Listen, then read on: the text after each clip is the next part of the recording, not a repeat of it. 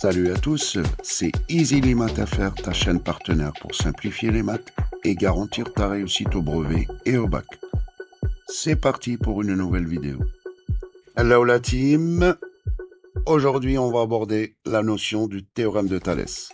La notion du théorème de Thalès, c'est une notion très importante et elle est à 100% une partie de l'épreuve de maths le jour du brevet. Donc, il vaut mieux savoir maîtriser cette notion.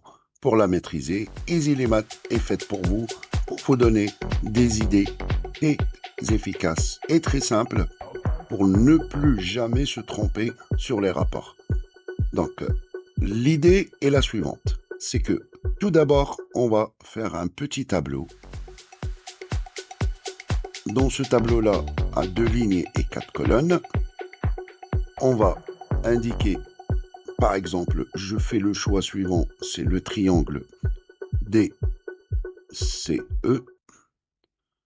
Et dans la deuxième ligne, on met le triangle ABC.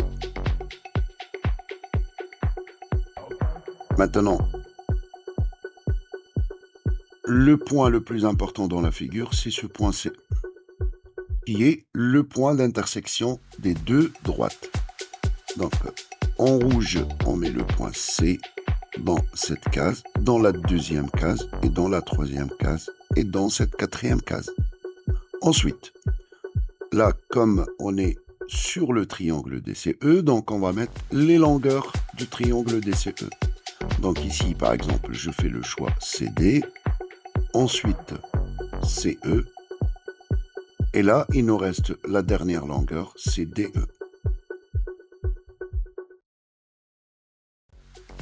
Dans la deuxième ligne, on a le triangle ABC, et c'est là qu'il ne faut jamais se tromper. Donc, pour ne jamais se tromper, donc, on a bien le point C, qui est un point commun. Donc, ensuite, on indique le point D. Et le troisième point que je dois mettre dans cette zone-là, c'est le point qui est aligné avec C et D. Et donc, c'est bien le point B. Donc ici, ça sera le point B. Pareil, pour savoir le point que je dois noter dans cette case-là, je reprends la même chose. Donc, on a le point C, on a le point E, et le troisième point aligné, c'est le point A. Donc ici, on met le point A. Donc là, il nous reste la longueur BA.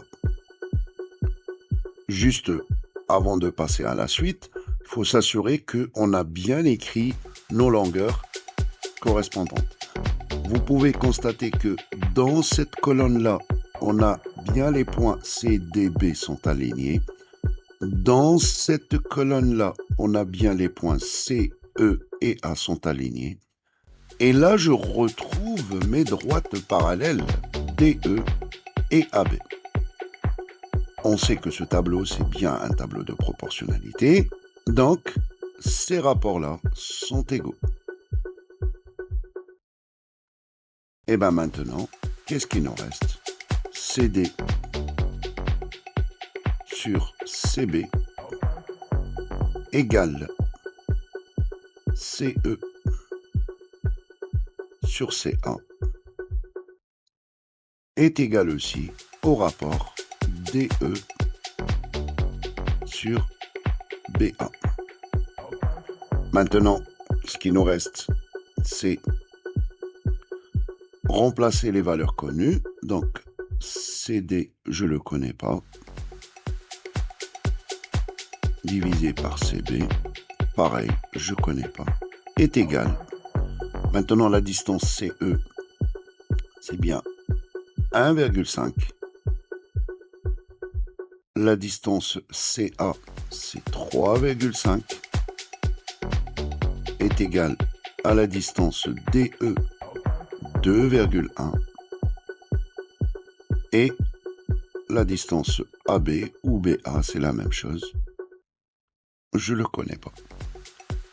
Je ne connais pas la longueur de AB. on peut constater facilement qu'on peut se débarrasser de ce rapport-là, puisque il ne nous intéresse pas. Maintenant, ce qui nous reste, c'est de trouver la valeur AB. Pour trouver la valeur AB, je vous apprends la technique suivante. C'est que je fais le produit en croix ici, ça veut dire 3,5 fois 2,1, et là, j'effectue une division.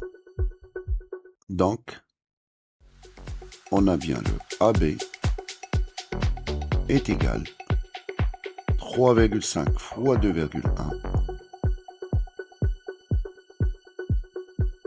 divisé par 1,5. Un simple calcul nous donne 4,9 cm. Maintenant, c'est à vous de jouer. Calculez la distance MN demandée. Postez vos résultats en commentaire pour que je puisse vous lire. Si cette technique vous a aidé à mieux comprendre, n'oubliez pas de liker la vidéo. Et voilà, c'est fini pour aujourd'hui. Si cette vidéo t'a aidé, n'oublie pas de t'abonner pour réussir tes prochains contrôles. Travaille bien et à bientôt sur ta chaîne EasylyMathsFR.